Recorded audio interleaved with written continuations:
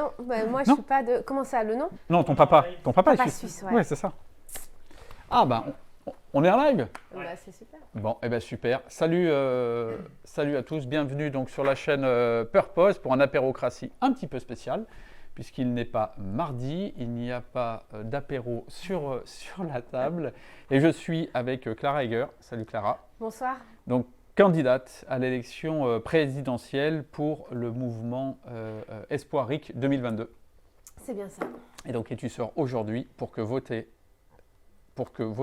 serve enfin, donc un manifeste, donc qui vient de sortir aujourd'hui. Qui vient de sortir. Un des premiers exemplaires. Donc j'ai commencé à lire parce que ce live, on l'avait annoncé pour 14h et pour tout vous dire, on a eu des galères techniques. Donc on a dû à peu près tout changer dans notre planning, toi et moi. Mais on finit par y arriver. Eh bien écoute, bienvenue. Merci d'avoir accepté l'invitation. Merci pour l'invitation. Alors, on va parler un peu de ta candidature, de toi, puisque j'avais prévu, je disais tout à l'heure, de commencer par ton parcours. Et effectivement, dans le bouquin, tu commences effectivement par dire, parmi les questions posées aux candidats aux élections, celles-ci font figure de leitmotiv, qui est de raconter ton parcours. Exactement. Donc, on ne va pas y échapper. En quelques mots, tu nous dis par où tu es passé et comment tu en arrives à te dire un jour, j'y vais, je pose ma candidature à la présidentielle. Alors, je me suis jamais dit, j'y vais, je pose ma candidature. Comme je disais, il faut être un peu fou, je crois, pour avoir ce projet-là. Mais non, moi, c'est un parcours, à part les spécificités du métier, somme toute assez classique. Moi, j'ai grandi en Ardèche, zone rurale.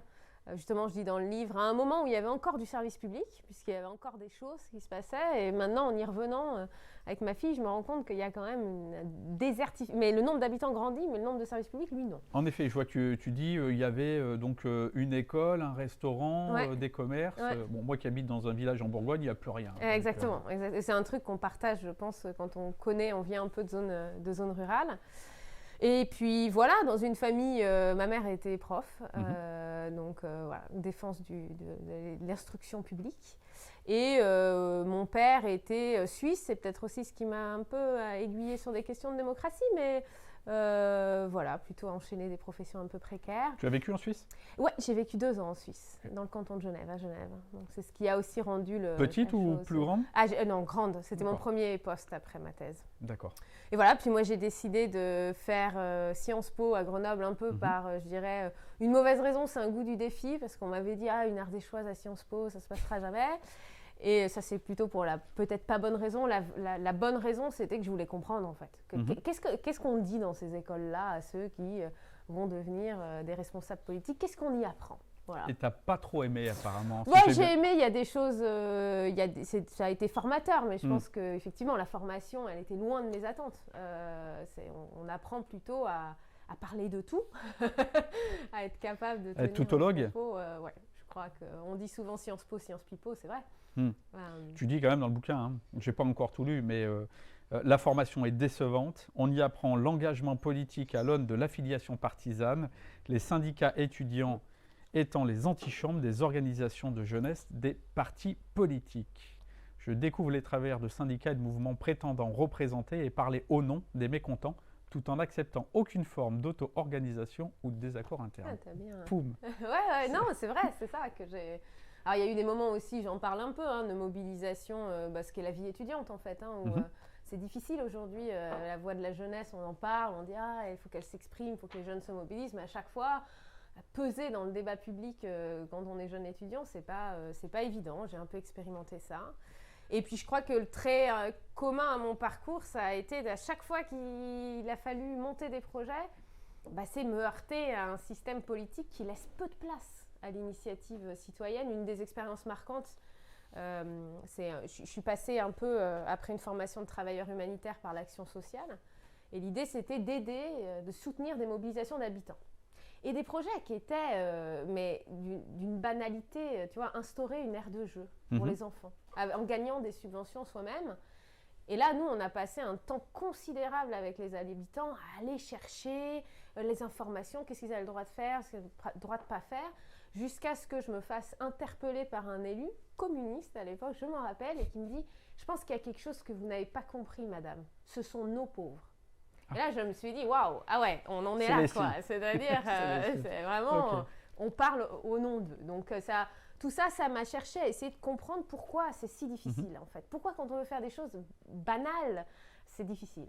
Et c'est un peu comme ça que j'ai fait des études de doctorat pour comprendre ça. Et puis, il y a une vraie révélation, effectivement, des rencontres. Une rencontre personnelle, je disais, avec Raoul Maliberton, qui est, dans notre projet, celui qui a rédigé la proposition de loi, qui travaillait sur les systèmes démocratiques depuis longtemps. Et puis, l'expérience de vivre. Moi, je recommande à vraiment toutes les personnes qui s'intéressent à la démocratie directe, aller voir comment ça se passe en Suisse. Pourquoi la Suisse? Parce que c'est prêt. Oui. Et puis, il y a des votations quand même fréquentes. Allez voir un peu comment les marchés, c'est l'endroit où on parle de politique. On dit, tiens, il y a une votation sur, je sais pas, la légalisation du cannabis thérapeutique. Et là, on échange des arguments. Tu vas voter quoi, toi? Ah ouais, mais pourquoi tu défends ça? Pourquoi tu es contre? Qu'est-ce qui te... Ça, c'est pour moi la politique au sens noble, quoi. Alors, la position du débat d'idées. Sur le débat, j'entends, mais quand on a créé Parlement et Citoyens à l'époque, donc qui est l'ancêtre de Purpose, on avait un de nos copains qui était suisse, un développeur qui a participé au projet et qui me disait, lui, qu'on idéalise beaucoup le système suisse, en me disant que finalement, les pétitions qui parvenaient à atteindre le nombre de signatures requises pour être soumis à votation étaient finalement entre les mains d'organisations qui sont finalement celles que tu critiques ici, y compris les partis politiques, des associations, des ONG déjà organisées et en capacité d'organiser ces mobilisations. Moi, tout ce que je dis, c'est quand un Suisse dit ça, la question que je lui pose, c'est OK, du coup, tu préfères vivre en France ou vivre en Suisse? Tu changerais le système politique pour le système politique français? Et la réponse, elle est sans commune mesure, jamais. C'est-à-dire, malgré le fait que oui, c'est vrai ce que tu dis, effectivement, pour aller faire une proposition, il y a souvent, on y reviendra, écrire une proposition de loi, il faut aller chercher des experts, des personnes. C'est aussi un outil pour différents types de personnes, le RIC. Mais en tout cas, c'est sans commune mesure avec ce qu'on vit et le pouvoir qu'a chaque citoyen sur sa vie. Ça n'a rien à voir. Et c'est ce qui explique pourquoi les Suisses sont sidérés quand on leur explique. Mais question toute bête, qu'est-ce que vous faites entre deux élections si... Vous n'êtes pas d'accord, il y a une nouvelle idée que vous voulez défendre. Mais les Suisses, quand même, ils sont quand même conscients qu'ils sont un peu dans l'îlot européen, de ce qui les entoure. Ils sont un peu les seuls à avoir ce Non, pas du tout. En système. fait, en Europe, c'est plutôt... Alors, moi, il se trouve que ma vie professionnelle, elle se passe beaucoup aux Pays-Bas, parce que je suis prof à l'université là-bas. Et c'est plutôt l'inverse. C'est-à-dire les pays qui n'ont pas de dispositif, aucun dispositif qui permettent aux citoyens de prendre des décisions sans les élus, d'écrire des lois sans les élus, c'est plutôt rare. Les Allemands l'ont au niveau régional, les Italiens peuvent abroger des lois, nous on ne peut pas directement, les Néerlandais peuvent le faire aussi au niveau local, ont eu même un dispositif abrogatif au niveau, donc la possibilité d'abroger des lois, les Suisses aussi, le Liechtenstein, là également, donc c'est... Et alors après, si j'étends au monde entier, Taïwan a un dispositif plus avancé que le nôtre, l'Uruguay, les îles Palau, la Micronésie, c'est-à-dire, on est vraiment, pour moi, on vit aujourd'hui une vague de démocratisation comme celle que nos grands-grands-grands-parents ont vécu quand on a donné le droit de vote aux pauvres, on est sorti du suffrage censitaire ou celui aux femmes. C'est même logique. Et est-ce que c'est le même RIC partout ? Non, c'est différent. Hein. Le RIC, alors quand on parle de type de RIC, ce qui est important, la question, c'est sur quoi porte l'initiative. Quel pouvoir il donne aux citoyens. Et donc je disais, en Italie, c'est abroger des lois. Mais c'est comme ça qu'ils ont réussi à, par exemple, ouvrir la possibilité du divorce. C'est pas rien quand même, c'est pas RIC abrogatif, c'est les citoyens. Parce que la loi empêchait le divorce. Ouais. Okay. Donc c'est un droit qui n'est pas négligeable, mais bien sûr qui est plus limité que celui en plus de proposer des lois. Donc c'est abroger des lois nécessairement adoptées. Voilà. En Suisse, c'est suspendre. Donc ça permet, ça va encore plus loin, c'est-à-dire que on part du principe que toutes les lois qui passent en Suisse, c'est des lois qui n'ont pas été suspendues. Donc les élus n'ont pas connu on les a autorisés à faire ce qu'ils voulaient faire. Il y a des RIC de type législatif, c'est-à-dire loi ordinaire. Alors elles peuvent être au niveau régional, national. Au niveau régional, c'est ce que pratique l'Allemagne, avec toujours des clauses qui empêchent de traiter certains sujets, souvent. Soit les questions budgétaires, soit les questions fiscales. Donc, pouvoir décrire la loi, mais pas dans tous les sujets. Donc, certains sujets sont domaine réservé des élus. Et puis, le RIC, que je dirais le RIC en or, celui qui donne le plus de pouvoir à ceux qui subissent les décisions, c'est le RIC constitutionnel, puisqu'il permet de tout faire. puisque la Constitution, c'est... Alors j'imagine que si tu dis que c'est celui qui est en or, c'est celui que tu portes. Oui, c'est celui qu'on porte. Ouais. Alors est-ce que tu peux le décrire un peu? Ce serait uniquement sur la Constitution? Exactement. Alors avec une définition, c'est-à-dire très... La vision, c'est qu'aujourd'hui, ceux qui décident des règles constitutionnelles, ceux qui ont la main dessus, ce sont les responsables politiques. En fait, ce n'est pas un grand nombre de personnes, ce pouvoir est concentré en peu de mains. Or, quand on change une disposition constitutionnelle, elle s'applique à un grand nombre de personnes. Beaucoup de gens subissent cette décision. Et bien, l'idée, c'est de permettre à ceux qui subissent de aussi écrire les règles et aussi de pouvoir les changer. On a choisi le RIC constituant parce qu'on voulait vraiment définir, tu sais, la mesure qui donne le plus de pouvoir à ceux qui subissent des décisions en décidant le moins possible en petits cercles. Parce qu'après tout, un mouvement citoyen, c'est quand même un petit cercle de personnes qui disent, voilà, on va redéfinir les règles. Donc nous, on s'est dit, non, on donne la clé, on déverrouille, et après, derrière, les règles du jeu, les autres mesures, ce sera les autres RIC, par exemple. Si on veut révoquer des élus, ce sera aux citoyens ou aux responsables politiques qui seront élus d'en décider de ce qu'ils veulent. Oui, c'est vrai qu'à partir de celui-là, ils pourraient descendre sur les autres niveaux. Parce que ce qu'on observe, c'est que les RIC montent très rarement. Par exemple, un des exemples qu'on cite beaucoup sur les RIC, c'est les États-Unis. La moitié des États aux États-Unis ont le RIC, aussi en matière constitutionnelle, parce que l'État de Californie a sa propre constitution. On peut faire beaucoup plus de choses que la région Rhône-Alpes, par exemple. Et ça ne remonte pas, c'est-à-dire que c'est bloqué au niveau fédéral. Alors on dit souvent c'est parce que la politique étrangère aux États-Unis, c'est domaine réservé, et donc ça pèse lourd, mais c'est très rare qu'on monte de dispositifs, on va dire, sur des niveaux qui donnent du pouvoir plus faible vers du pouvoir plus important. Donc nous, on a choisi de descendre. Tu évoques aussi les collectivités locales en France et le fait justement, je crois que c'est à Grenoble que tu évoques le sujet. Je ne sais pas si c'est en référence à Piolle, parce que je sais que de mémoire, il avait fait un référendum qui avait été retoqué par le Conseil d'État, je crois. Tu serais favorable, enfin les deux, tu vas peut-être me dire, mais il n'y a pas de constitution au niveau des collectivités, mais ça te paraît un outil plus pertinent au niveau national ou au niveau local? Dans le système comme le nôtre, au niveau national et au niveau constitutionnel. Aussi, parce qu'une des raisons de se cibler sur le niveau constitutionnel, c'est qu'on est un État de l'Union européenne et que si on choisit le niveau législatif, eh bien, on ne pourra pas décider sur un certain nombre de sujets qui sont du ressort des traités européens. Alors que la Constitution étant au-dessus des traités européens, quand on a le RIC constitutionnel, on peut aussi décider en matière d'intégration européenne, d'ailleurs comme le font nos amis danois et irlandais qui votent très régulièrement sur ces sujets.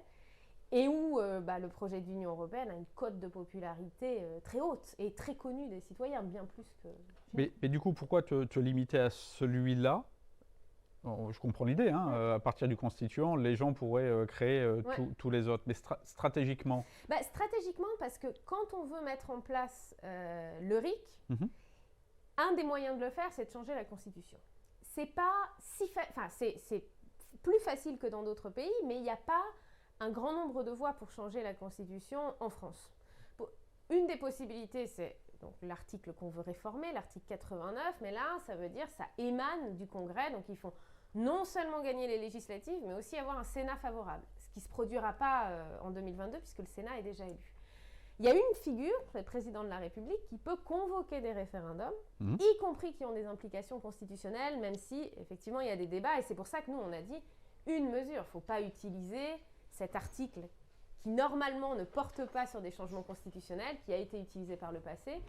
Mais là, je ne sais pas si tu as vu, il y a le président du Conseil constitutionnel qui a dit « Oh, stop à l'inflation de dire, moi, président, je ferai 12 référendums. » Nous, on a dit « Non, non. » Ça, on l'utilise parce qu'il faut démocratiser en avant, mais on ne va pas s'engager sur une flopée de mesures et se comporter comme des autocrates, c'est-à-dire changer les règles du jeu quand on est au pouvoir. Ceci dit, le RIC constitutionnel nous amènerait potentiellement à ça.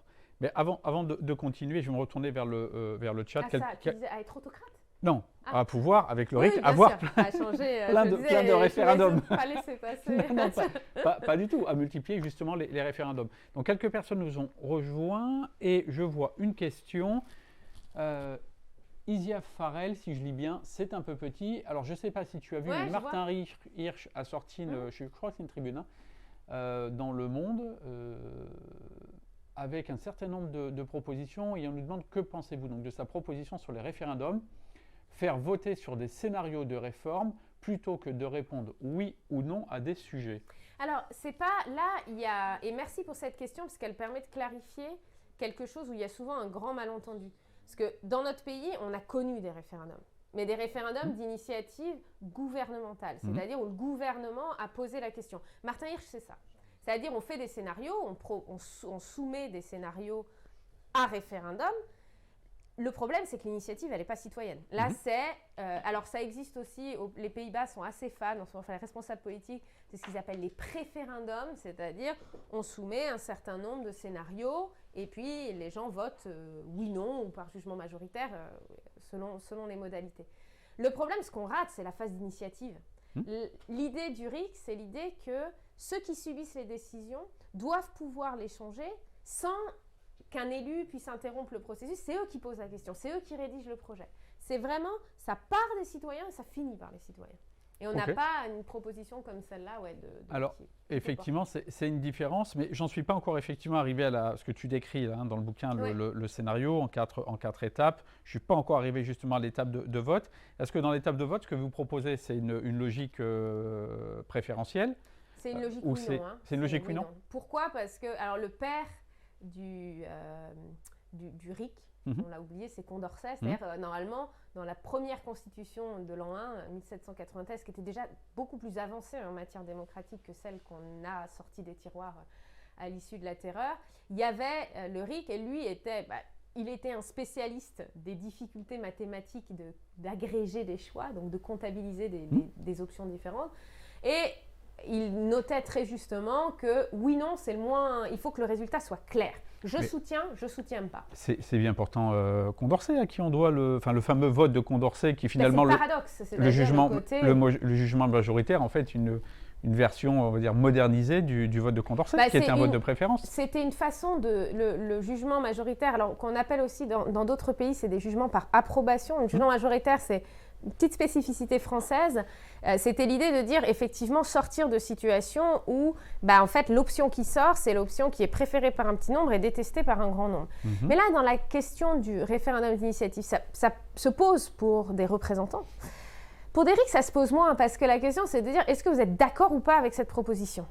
Et si vous n'êtes pas d'accord, eh bien, c'est non et on retravaillera. On aura une nouvelle proposition qui travaillera sur ces enjeux-là, modifiera à la marge. Est-ce que ça aussi, ça m'évoque quelque chose en lisant la première étape que tu donnes à travers l'exemple de Marthe, donc qui serait porteuse d'une proposition, qui est finalement, elle est au départ très solitaire dans son travail. Et on pourrait très bien imaginer, je crois que c'est pas je crois, puisque je viens de le lire, c'est sur le domaine de la santé, l'exemple que tu donnes, on pourrait imaginer que 25, 50, 100 personnes en simultané et sensiblement la même idée s'adressent à des réseaux différents et qu'on se retrouve avec donc 25, 50 ou 100 propositions pour le RIC, avec des variances très faibles de l'une à l'autre, puisque la question était finalement, tu le dis à la fin sur la question budgétaire, d'augmenter le budget, il y en a un qui pourrait dire 2%, 2,2, 2,3, 2,4, etc.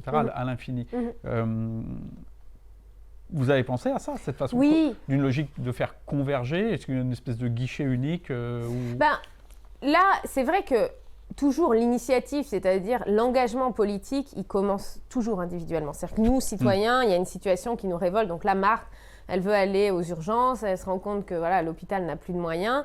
Et donc, elle a cette première phase de révolte. Et après, derrière, elle va, comme elle doit rédiger un projet de loi, elle va voir des associations, des experts.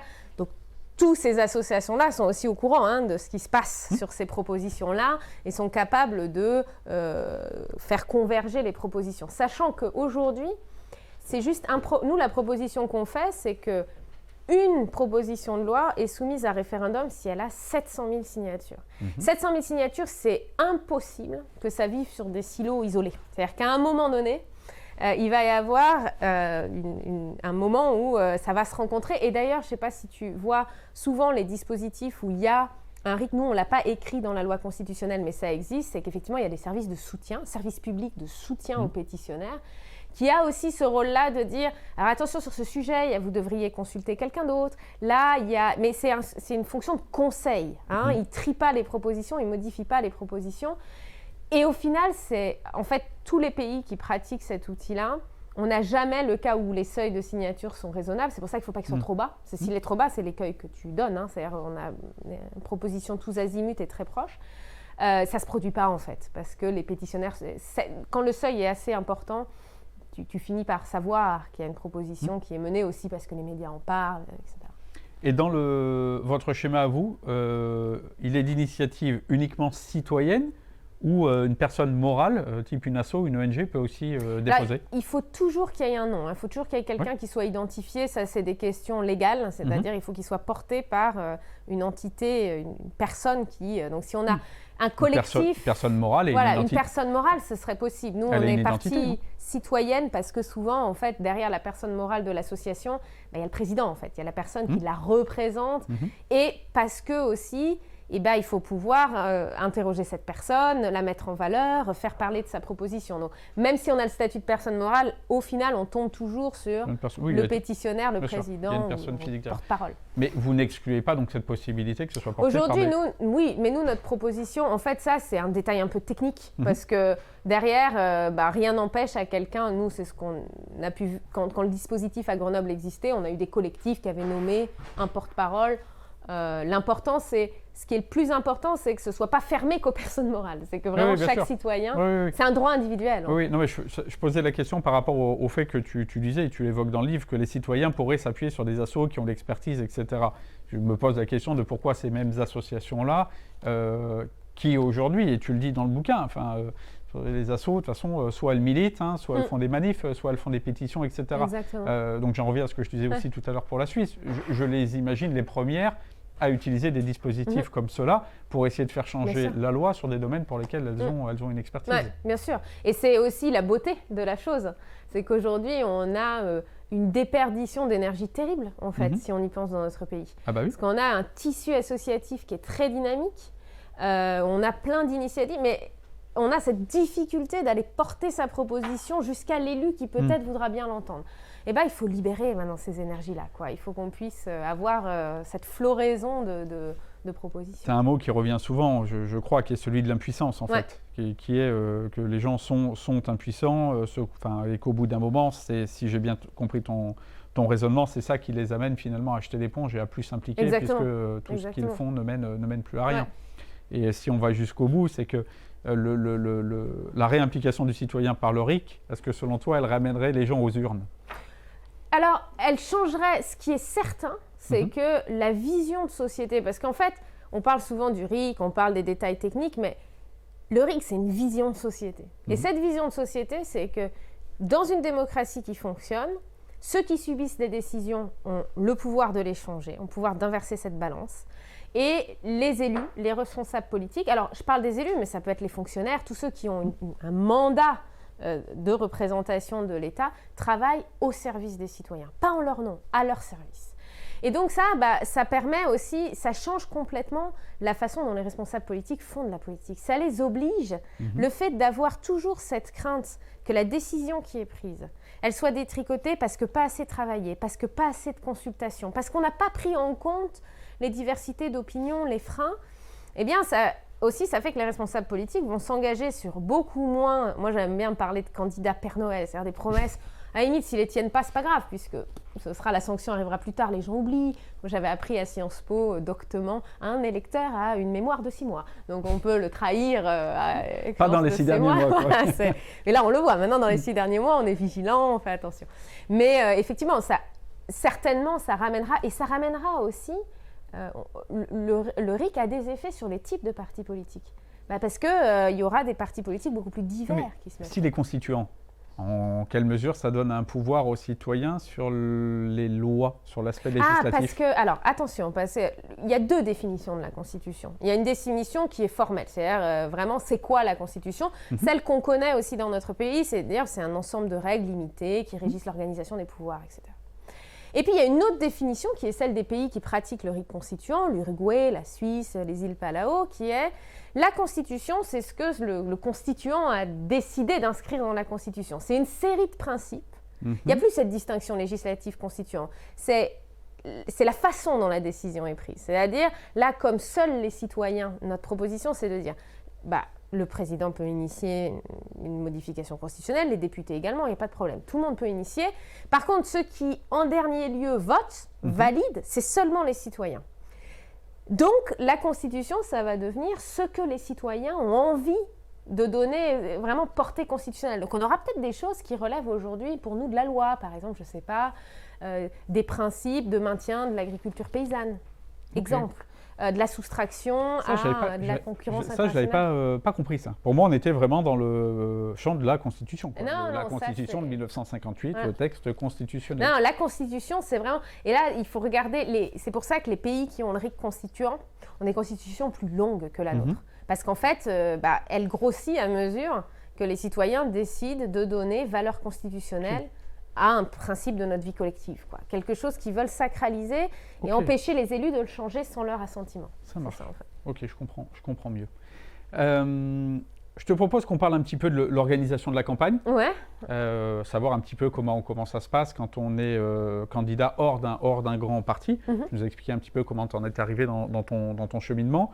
Aujourd'hui, le mouvement, il est structuré comment? Ça représente combien de personnes? Comment ça fonctionne? Aujourd'hui, c'est peut-être ce dont j'aime parler le plus, parce que, tu sais, quand on se lance dans des choses comme ça, c'est-à-dire on dit on va créer un mouvement citoyen qui n'a pas l'appui d'un parti politique et on va se lancer dans une élection qui est dure, qui est verrouillée, qui est la présidentielle. Oui. Moi, au départ, je me suis dit, on s'est inscrit sur un échec programmé. Bah, c'est pas ce qui s'est passé. En fait, ce qui s'est passé, c'est que le pari initial qu'on avait fait, ceux qui s'étaient mis autour de la table au début, qui est de dire, il faut porter quelque chose de différent, quelque chose qui tranche radicalement avec ce qu'on a connu jusqu'à présent. Et ça nous a apporté, en fait, c'est un mouvement qui grossit, qui a des soutiens de plus en plus, avec des personnes qui sont vraiment, qui martèlent, quoi. C'est ça qu'on veut, c'est ça qu'on veut. Donc, on fonctionne de façon très, très décentralisée. En fait, on a une permanence ouverte le mardi soir, les gens viennent. Alors, il y a ceux qui veulent faire des activités plus créatives. On me disait, moi, je veux aider. Elle est où? Elle est en ligne. Donc, si on va sur notre site, on s'inscrit, on reçoit un lien. C'est une permanence virtuelle. Voilà, permanence virtuelle où on accueille tous les nouveaux. Et vraiment, ça peut être, je viens poser une question sur le projet, tiens, j'ai une petite idée. Alors, on a les personnes qui disent, non, moi, je veux m'occuper de créer, là, la dernière discussion qu'on a eue, c'est des stickers, des autocollants. Et puis, il y a ceux qui disent, non, moi, je vais relayer les messages sur les réseaux sociaux. Donc, on a différents pôles. On a un pôle parrainage, alors qui est géré par 3 personnes, Étienne, Florent et Denis, qui font tout ce travail de créer des listes de maires, de donner des petits kits de contact des maires. C'est le plus gros pôle, on est à 150 personnes. D'accord. On a le pôle communication qui est chapeauté aussi là par 2 personnes, Claire qui a plus un rôle d'attachée de presse et Florence Mira qui a aussi, qui s'occupe du site internet, qui s'occupe d'animer un peu cette communauté sur les réseaux sociaux, de communiquer sur ce qu'on fait. Là aussi, beaucoup de monde qui joue un rôle de relayer des publications, d'interpeller des journalistes. Peut-être tu as été interpellé d'ailleurs, des mouvements. On a un pôle mobilisation qui fait le lien avec... Ils ont été assez efficaces, assez tenaces. Je vois ça. Un pôle mobilisation, là, c'est plutôt fifi. On a eu un événement très joli là, à Saint-Clair-du-Rhône où il y a eu un sondage validé par huissier, une votation pour justement demander aux maires de soutenir un candidat qui a le RIC constituant et de soutenir la candidature d'Espoir RIC. Et puis, on a un pôle, le dernier pôle, c'est le pôle partenariat, c'est Pierre-Alain, qui lui essaye de faire le lien avec tous les mouvements, les autres partis, pour dire rassemblons-nous, ou des mouvements qui sont, sur des sujets très concrets, la liberté de soins. Venez voir pourquoi il faut s'allier sur ça d'abord et voir après. Tout ça est chapeauté par une équipe de campagne d'une 20aine de personnes et vraiment le stratège en chef, le capitaine, c'est du coup Raoul Maniberton avec qui j'ai coécrit sur le RIC, qui est à l'origine en fait de la plupart de la doctrine qui a été écrite sur ce projet et du projet de loi qu'on porte. Donc voilà, on fonctionne un peu comme ça, chaque initiative est bienvenue et puis quand il y a conflit, ce qui est très rare, on décide en fait à la majorité, on tranche les conflits de cette façon. Tout le monde est bénévole dans l'équipe ou il y a des salariés? Non, tout le monde. On n'a pas de salariés parce qu'on n'a pas... Alors nous, j'aime bien dire que, tu sais, quand on se lance dans une élection, il y a 3 capitaux très importants. Le capital politique, c'est-à-dire tes liens avec les responsables politiques, capital financier, capital médiatique. Capital financier, on a compris, médiatique, c'est ta visibilité médiatique. Nous, on n'a aucun des 3. Alors, on a créé des cagnottes, on a beaucoup de gens qui veulent faire des dons de 20, 30 euros, donc ça, on arrive à vivre.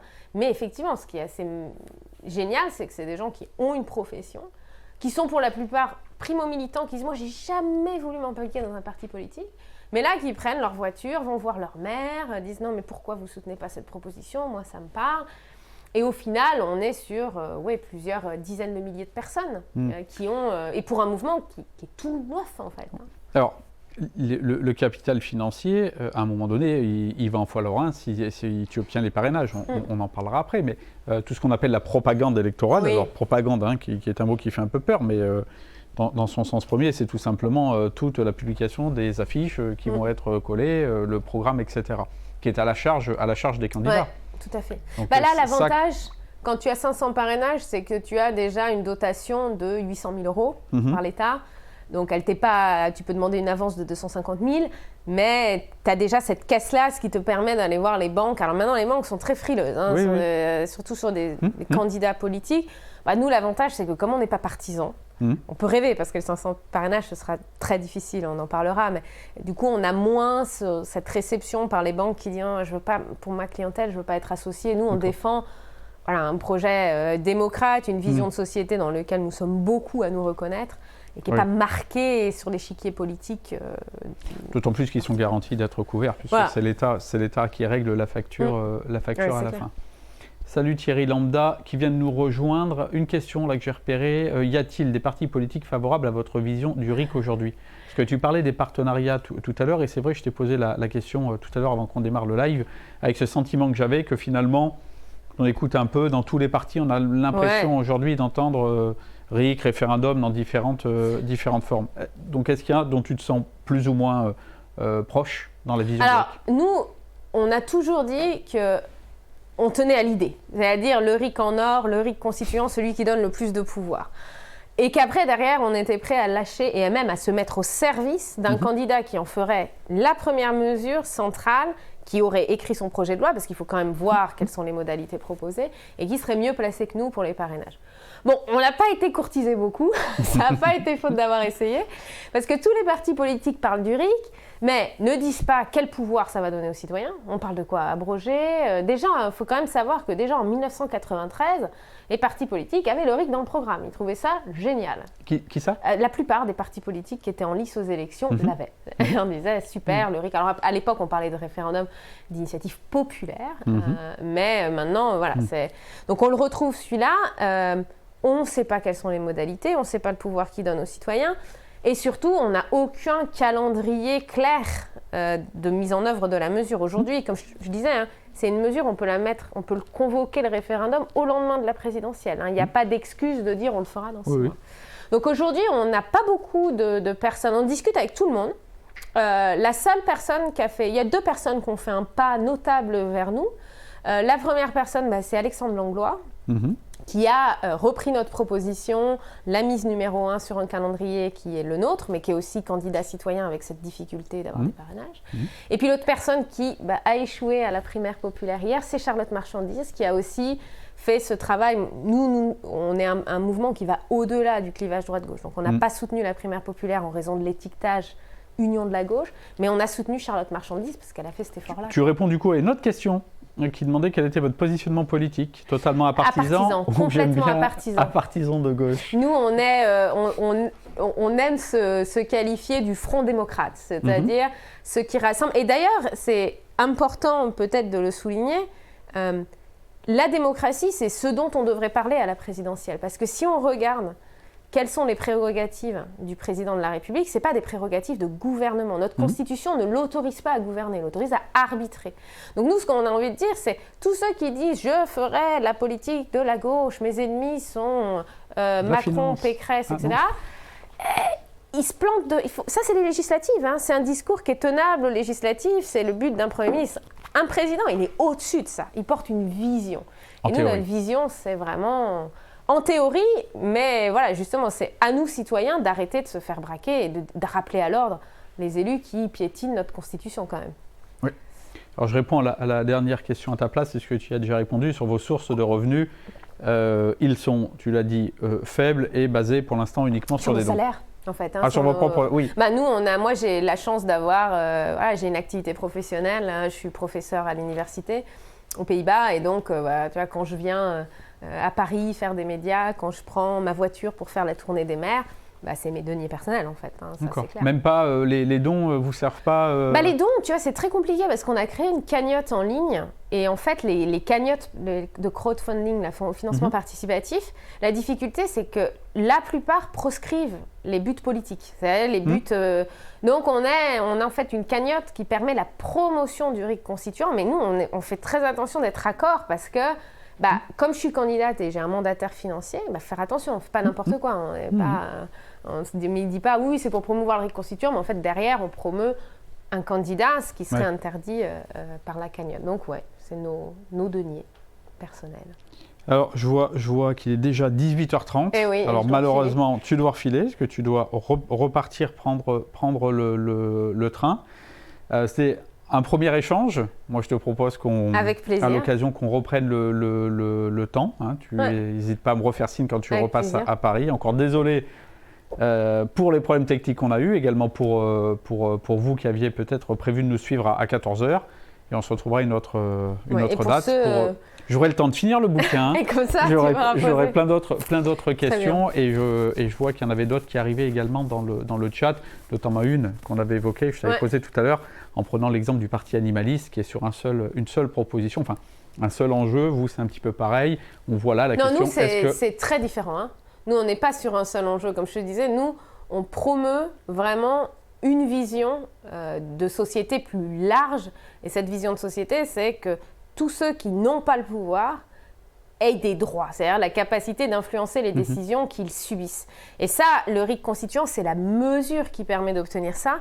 Mais la vision, nous, on est le seul mouvement politique qui est dans les clous de ce que devrait être un projet présidentiel, parce que, contrairement aux autres candidats, on a lu la Constitution, on l'a pris au sérieux, et on a écrit un projet qui vraiment, là pour le coup, le président peut le mettre en place, puisque ça colle complètement à ce que le président peut faire, c'est-à-dire des enjeux de gouvernance démocratique qui sont quand même centraux, et le reste, ce sera pour les législatives. Alors ça, j'en suis entièrement d'accord, mais moi, je pense quand même qu'un président peut avoir un programme et une vision, un chemin à apporter autour duquel les citoyens peuvent participer, sanctionner, orienter, etc. La vision, quand même, il n'y a pas plus beau qu'une vision où ceux qui n'ont pas le pouvoir peuvent l'exercer, ont des droits, sont respectés, et on est enfin dans une logique où les responsables politiques travaillent pour les citoyens, et les citoyens est sous le contrôle des citoyens permanent.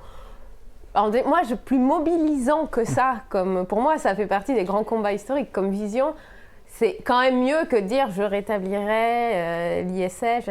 On est sur vraiment une vision de long terme de ce que doit être la politique dans notre pays. Mon petit avis, je serais d'accord avec toi. Je pense que globalement, dans une démocratie, il vaut mieux une mauvaise décision prise par le peuple que des bonnes décisions prises auxquelles il n'adhère pas et qui nous amènent à la situation dans laquelle on est aujourd'hui, où les gens tournent le dos, manifestent et n'en peuvent plus du climat politique dans lequel on est. Mais on se reverra on se reverra bientôt avec plaisir. Pour ceux qui posent la question, oui, non, il n'y a pas d'autre émission ce soir. Il y a un apérocratie demain qui devrait être assez sympa dans sa vraie formule, où j'ai invité 3 collaborateurs parlementaires de 3 partis différents pour qu'on cause un peu de la cuisine de l'Assemblée, qu'est-ce qui se passe derrière les parlementaires qu'on reçoit. Il y a une autre émission aussi mercredi dans le cadre de la proposition de loi de Caroline Janvier sur la surexposition des jeunes enfants, où on recevra le ministre Adrien Taquet pour savoir ce que le gouvernement fait en la matière, et aussi Alban Gaillot pour parler de la proposition de loi sur les VG. Donc un programme plutôt chargé et sympathique cette semaine. Donc on se retrouve rapidement. Clara, encore merci. Merci, et donc je te dis à très bientôt. À bientôt. Ciao tout le monde.